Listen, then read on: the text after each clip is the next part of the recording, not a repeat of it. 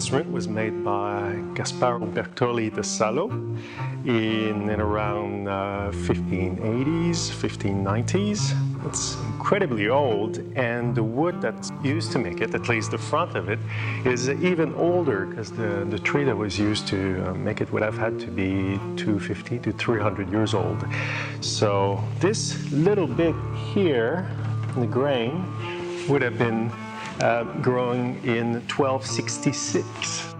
Gasparo da Salo was one of the creators of the modern violin making school. He is obviously from Da Salo, but based himself in Brescia. And along with his pupil Magini, they explored and created different forms of instruments, and obviously we're experimenting a fair amount with sizes as well. As you can see with this is a rather large instrument.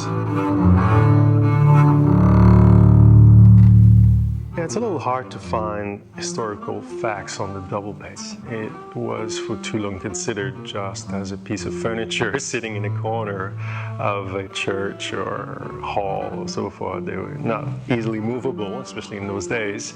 It is believed that Gasparo da Salo was the first to really create a double bass. This one would have probably been a 3-string instrument at the time. It was modified probably 150 years ago into a 4-string instrument that we know. It is quite incredible that being the first one to make those is still regarded to this day probably the best one, definitely the more valuable instruments. The ACO was traveling Europe a couple of years ago, as we often do, and I had word that a very special instrument had come on the market. We happened to be traveling in that area a few days later, so I organized to go and see it, and I was able to compare with my own instrument as well, spend a whole afternoon with it, and further down the road even play it for a concert in Luxembourg. And so my colleagues could compare the sounds of the different instruments on that night and really hear and feel the difference. I didn't have the money to buy it.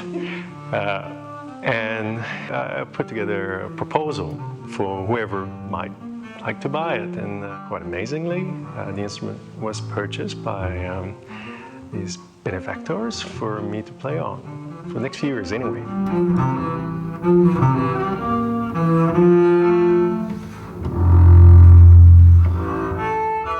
Not that my other instrument is bad, but this one is incredible. It moves so much air.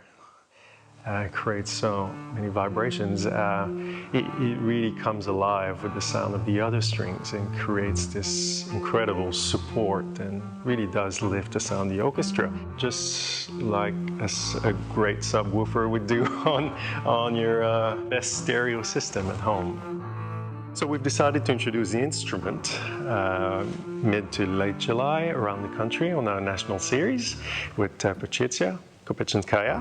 And we have a few surprises up our sleeves, so we'll see what comes on that night.